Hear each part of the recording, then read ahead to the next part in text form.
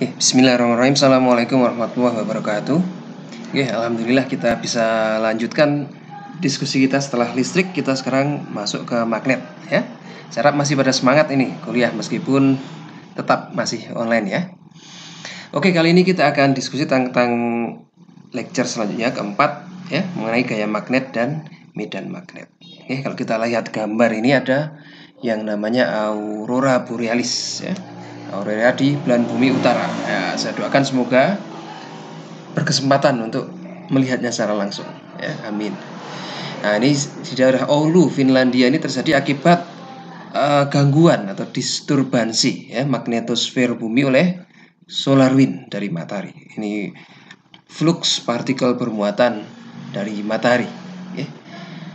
Nah, ini kenapa bisa terjadi seperti ini ya? Ada sesuatu yang sangat cantik ini di dekat kutub utara atau dekat kutub selatan ya. Kenapa bumi bisa bersifat magnetik dan memiliki magnetosfer ya? Apa saja fungsi dari magnetosfer bumi? Ya, di sini dengan belajar magnet ini kita harapannya bisa tahu lebih dalam terkait hal-hal tersebut. Nah, kita sudah sangat familiar dengan magnet dan efeknya ya. Motor listrik ya, gerak, bagaimana dari listrik dapat menggerakkan sesuatu ya, kipas angin, pompa, mesin mobil atau mesin motor ya. Kemudian mikrofon, bagaimana suara itu kita bisa perkeras, kemudian kita perkeras lagi di loudspeaker ya. Di mikrofon kita ubah menjadi sinyal listrik, kemudian diperkeras di loudspeaker ya.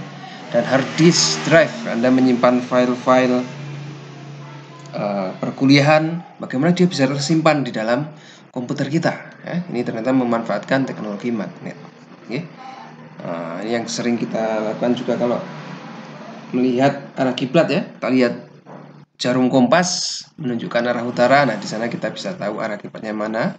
Itu juga memanfaatkan interaksi antara magnet ya. Maka sudah sangat familiar ya harusnya dengan kita ya. Nah, ini apa sih sebenarnya yang mendasari adanya fenomena magnetisme ini? Nah, secara fundamental ini muncul akibat adanya interaksi antara muatan listrik yang bergerak.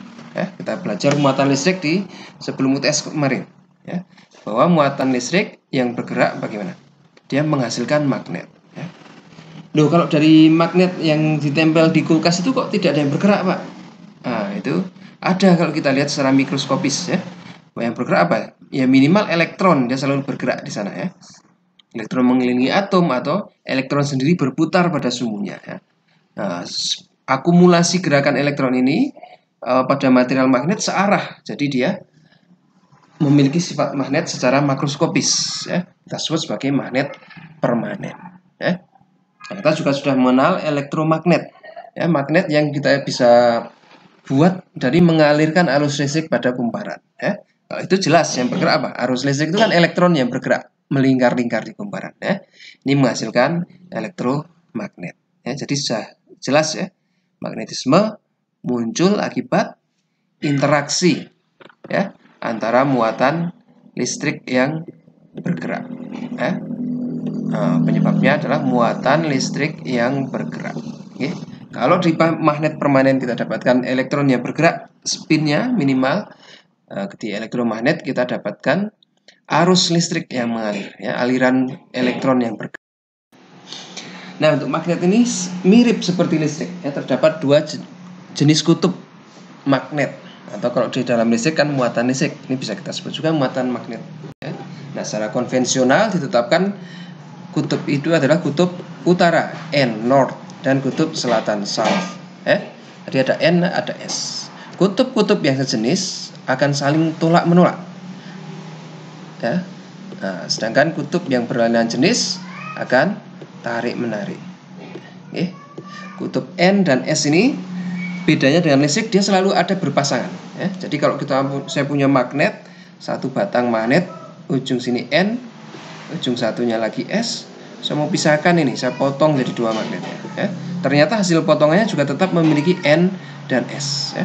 Kita potong lagi menjadi dua, ternyata potongannya juga mempunyai kutub N dan S ya. Nah, ini berbeda dengan listrik. Magnet tidak atau belum ditemukan saat ini adanya magnet yang hanya memiliki satu kutub, kita sebut sebagai monopol ya. Kalau listrik kan ada muatan negatif sendiri, muatan positif sendiri ya. Nah, kita ingin tahu ini berapa sih interaksi tarik menarik atau tolak menolak antara kedua ujung kutub magnet ini ya. Maka kita bisa kuantifikasi dengan gaya magnet ya. Nah, tadi kita sudah bahas ya, setiap muatan listrik yang bergerak menghasilkan medan magnet ya. Medan magnet di sekitarnya ya.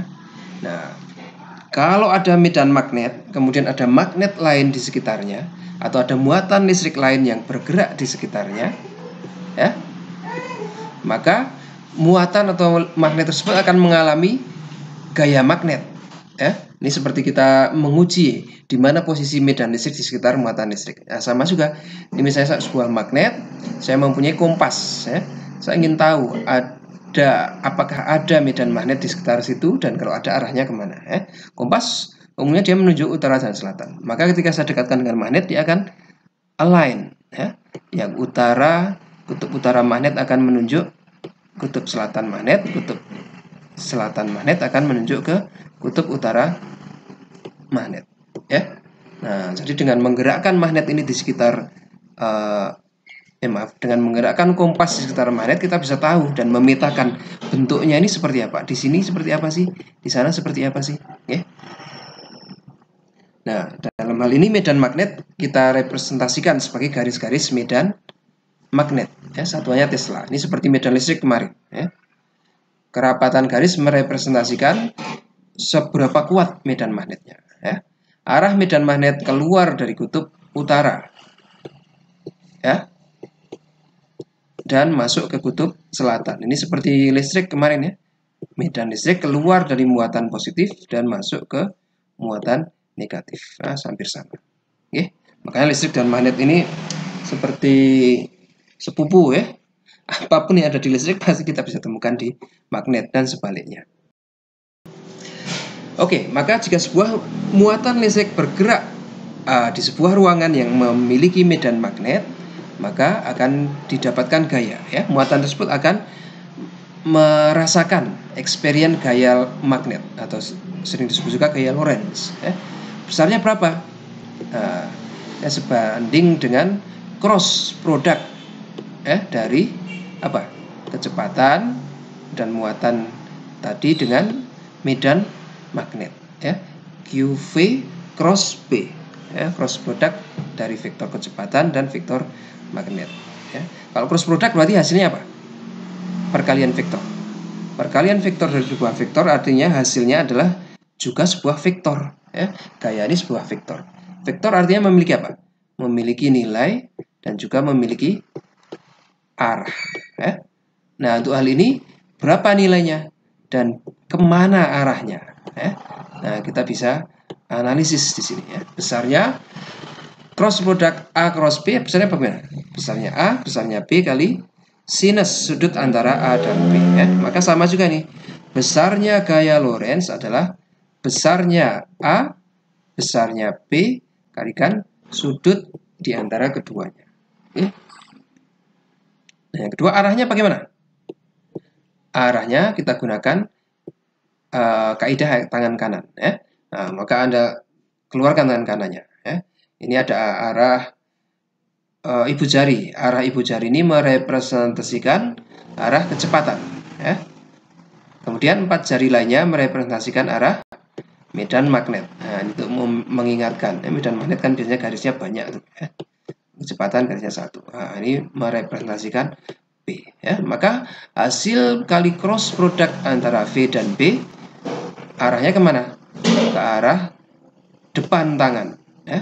Gaya yang dihasilkan ke arah depan ya. Nah, ini sama. Hasil cross product antara V dan B adalah tegak lurus V dan juga tegak lurus B ya. Sudah tahu, sama seperti di listrik kemarin ya. Nah, oke, kaidah tangan kanan ini hanya berlaku untuk muatan positif ya. Kalau muatannya negatif bagaimana? Ya sebaliknya. Oke. Nah, sebaliknya berarti ke arah mundur sana, ke arah belakang tangan ya. Oke, untuk tahu sudah jelas atau belum, contoh soal ya. Ada 5 buah partikel A, B, C, D, dan E dalam sebuah medan magnet. Ini medan magnetnya ke arah sumbu X positif ya. Ada medan magnet ke arah X. Nah, ini arahnya ke sana. Jadi semua medan magnetnya ke arah sana ya.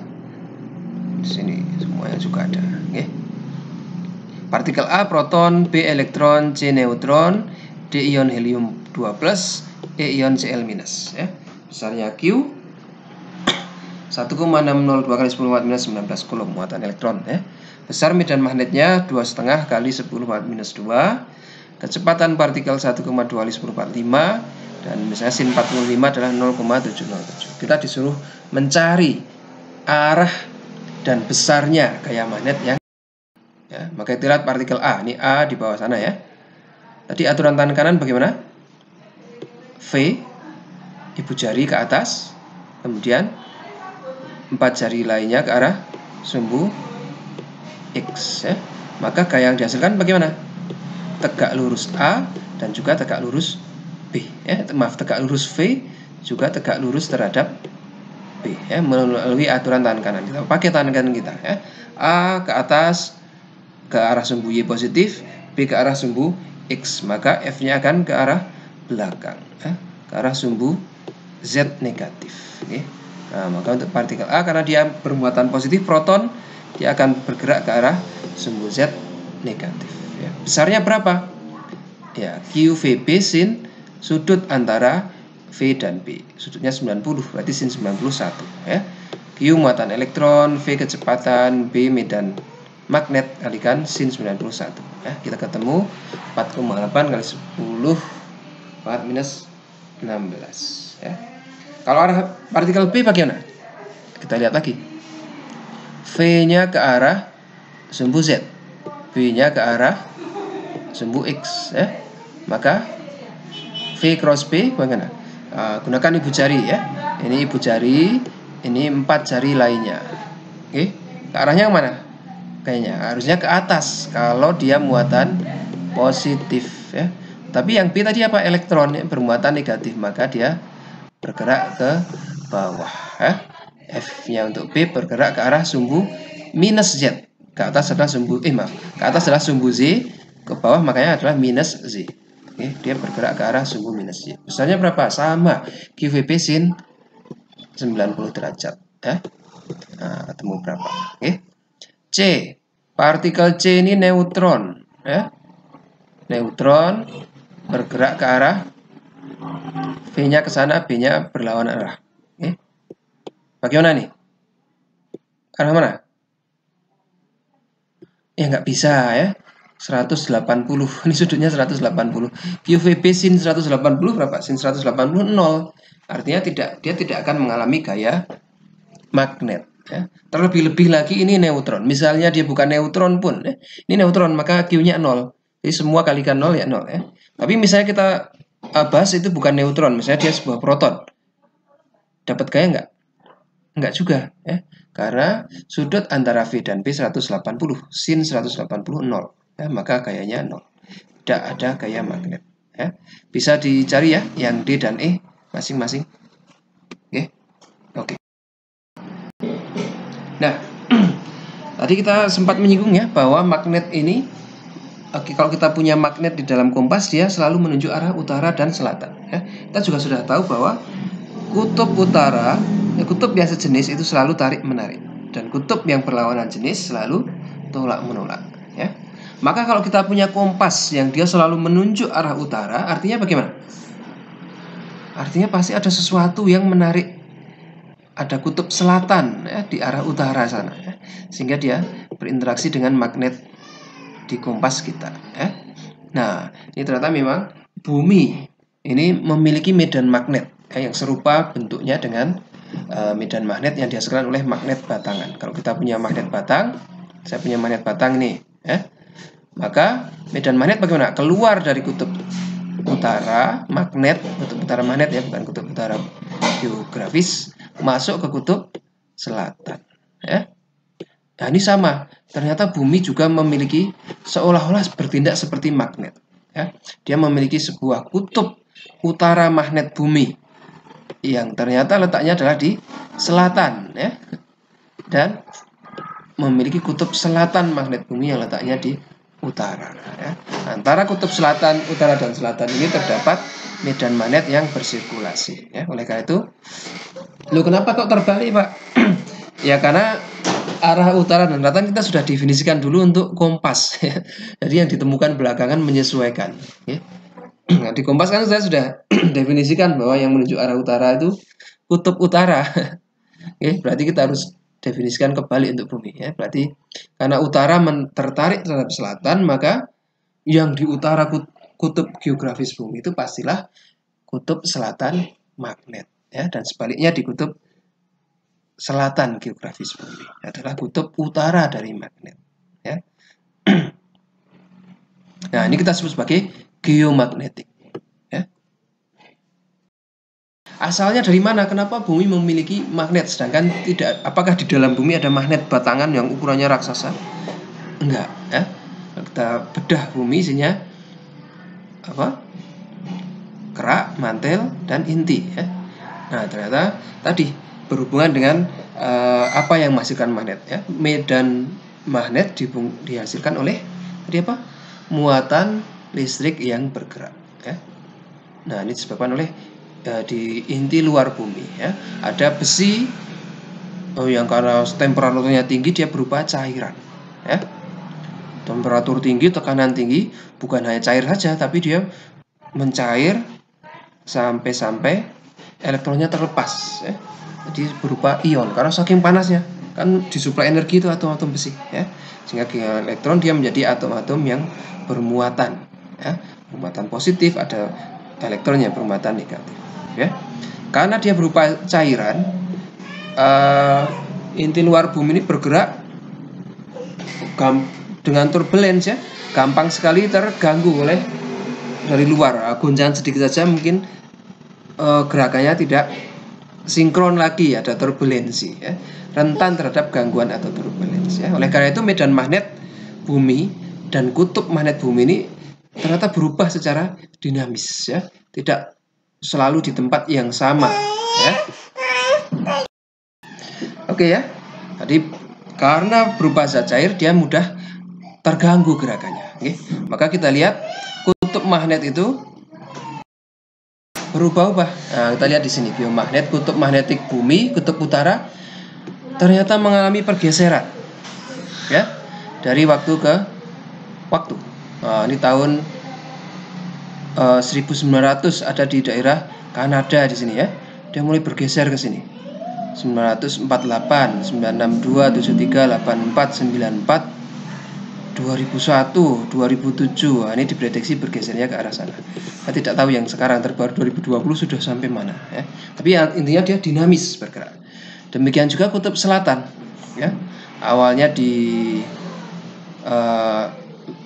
lebih dekat ke Antartika, lebih ke dalam, ini bergerak keluar menjauhi Antartika, ya. Nah, ini tahun 1909, 12, 31, 52, 62, 2000. 2020 tidak tahu kemana lagi. Wah, ini bisa jadi semakin lama semakin ke sini, ya. Ini juga bisa jadi semakin lama semakin ke sini, ya. Kalau sudah seperti itu bagaimana? Nah, ternyata catatan geologis telah menunjukkan telah terjadi pergeseran kutub magnet, ya. Bahkan bumi kita ini mengalami beberapa kali terjadi pertukaran kutub magnet, ya. Kita sebut sebagai reversal. Pertukaran maksudnya apa? Ya, tadi utara menjadi selatan, yang selatan menjadi utara bergerak. Ya. Contohnya di daerah pelat, misalnya daerah-daerah di tengah laut, ya, Hawaii itu misalnya, ya, di mana plate tektoniknya bergerak saling menjauh, ya. Jadi ada rekahan di dasar laut, di mana itu kerak buminya paling tipis, ya. Jadi magma keluar ke sana, ya. Nah, kerak bumi ini bergerak saling menjauh sehingga di tengah-tengahnya ada lubang, ada yang bisa diisi oleh batuan baru yang terbentuk dari magma. Okay. Nah, magma ini kan batuan cair. Batuan cair mengandung besi di dalamnya, ya. Karena cair dia masih bisa terpengaruh oleh medan listrik, medan magnet luar. Kalau medan magnet luar waktu itu bergerak ke arah sana, B-nya ke arah sana,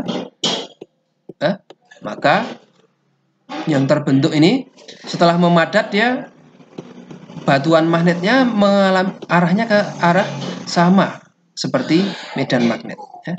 Kemudian beribu-ribu tahun lagi misalnya terjadi reversal ke arah medan magnet, berganti arah sana, maka ini juga akan mengalami perubahan, ya. Ini misalnya di sini, ini batuan ini terbentuk magnetnya ke sana, ini sedang magnetnya ke sana. Oke. Ini terbentuk waktu medan magnetnya ke sana. Oke. Ini terbentuk waktu medan magnetnya ke sana, dan seterusnya. Oke. Nah, ini catatan geologis di berbagai tempat di dunia ternyata sama, ya. Terdapat perbedaan. Maka kalau kita lihat sepanjang lautan ini, kita gali ini arahnya kemana sih medan magnetnya? Nah, ini telah terjadi reversal, pertukaran yang berkali-kali, ya, sejak zaman bumi terbentuk hingga sekarang, ya. Berapa itu? 4, sekian 160 juta tahun, ya. Nah, ini bagian kecil ini kita perbesar, 5 juta tahun terakhir, ya. Nah, kita lihat di sini 5 juta tahun terakhir ternyata terjadi pergantian. Nah, ini yang hitam ini artinya polaritasnya seperti sekarang, ya. Kutub selatan magnet ada di utara dan kutub utara magnet ada di selatan, ya. Ini seperti sekarang. Nah, ini kebalikan. Ini seperti sekarang, kebalikan seperti sekarang, ya. Switch terus. Okay. Oke, kita lihat sekarang kita ada di sini. Okay. Kira-kira 0,78 juta tahun yang lalu. Ini kita lihat seperti ini. Ini perubahan terakhir terjadi 780 tahun yang lalu. Sejak itu ini bervariasi nih. Ini kita lihat kalau dia sudah cross 0 artinya dia menyeberang menjadi kebalikannya, reversal. Nah, kita lihat di sini juga bervariasi, tidak stabil, ya. Sedang turun naik lagi. Turun lagi. Wah, ini sudah hampir mendekati, ya, sudah cross 4, sudah sampai 3. Balik lagi, ya. Ini juga sudah turun lagi, mendekati ke sana, balik lagi, turun lagi, dan seterusnya. Ya. Nah, kita sekarang ada di zaman di mana dia sedang mau turun, ya. Nah, kalau kita lihat statistik sini, ini pergantiannya, ini 5 juta tahun terakhir terjadi switching, terjadi reversal rata-rata selama 450.000 tahun, ya. Nah, terakhir ini kita sudah lama tidak reversal, kita sudah 780.000 tahun belum reverse, ya. Jadi mungkin sudah saatnya untuk reverse. Implikasinya apa nih kalau reversal, ya? Oke, kalau magnet selalu menghadap arah utara, ya. Kalau utara sekarang berpindah ke selatan dan selatan pindah ke utara, bagaimana? Utara kita sekarang menjadi selatan kita menjadi utara. Apa yang terjadi dengan barat dan timur? Terbalik juga, ya. Timur akan menjadi barat dan barat akan menjadi timur. Nah, kalau sekarang matahari jadinya terbit dari mana? Kalau normalnya dia dari timur, kalau terjadi reversal dia akan terbit dari arah barat, ya. Bukan mataharinya berubah, tapi arah kita yang berubah, ya. Jangan-jangan ini sudah mendekati reversal ini, ya. Disiapkan amal-amal ukhrawinya ini. Siapa tahu sebentar lagi matahari terbit dari arah barat, ya. Oke, itu tentang. Nah, implikasinya geomagnetik ini bukan hanya di permukaan bumi saja dengan kompas kita, ya. Tapi kalau kita lihat sampai ke ruang angkasa kita, ternyata dia membentuk sebuah selubung magnet, ya, di sekitar bumi, ya. Fungsinya apa? Dia melindungi bumi dari terjangan ion-ion dari solar wind, angin matahari, ya, dan juga radiasi kosmik. Okay. Ada partikel alfa, partikel beta bermuatan di sini, ya.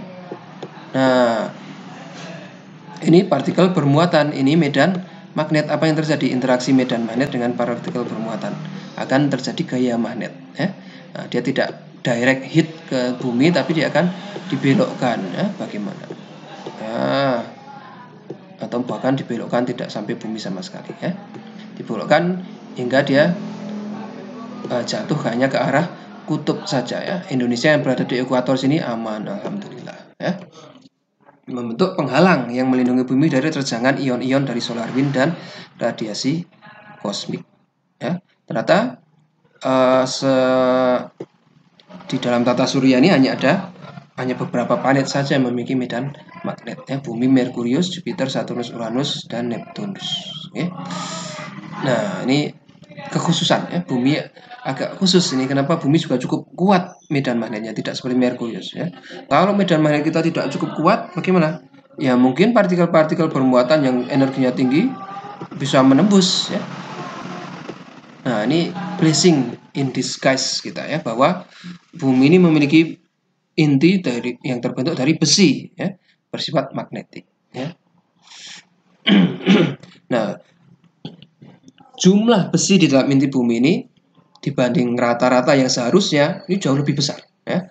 Maka ini patut kita syukuri saja bahwa memang Allah menurunkan apa itu? Besi ya, hadid. Nah, bahwa hadid ini diturunkan ke bumi, bukan natural terbentuk di bumi ya. Seperti hanya ya, coba nanti buka surat Al-Hadidnya ya. Coba dipelajari tafsirnya ya. Nah, teori terbaru bahwa di awal terbentuknya bumi memang terjadi tabrakan antara dua planet yang mirip bumi ya, besarnya sebesar bumi ya, bertumbukan, intinya masuk ke dalam bumi, kerak dan mantelnya terlempar ke angkasa ya, dan lama-lama membentuk bulan ya. Nah, ini hal yang patut kita syukuri juga ya, selain tadi matahari terbit dari barat ya, yang patut kita introspeksi sekarang ya. Oke, mungkin itu dulu yang kita sampaikan. Kita akan lanjutkan ke pembahasan tentang gaya magnet selanjutnya di video akan datang. Oke, kita cukupkan dengan hamdalah bersama-sama. Alhamdulillahirabbil alamin. Assalamualaikum warahmatullahi wabarakatuh.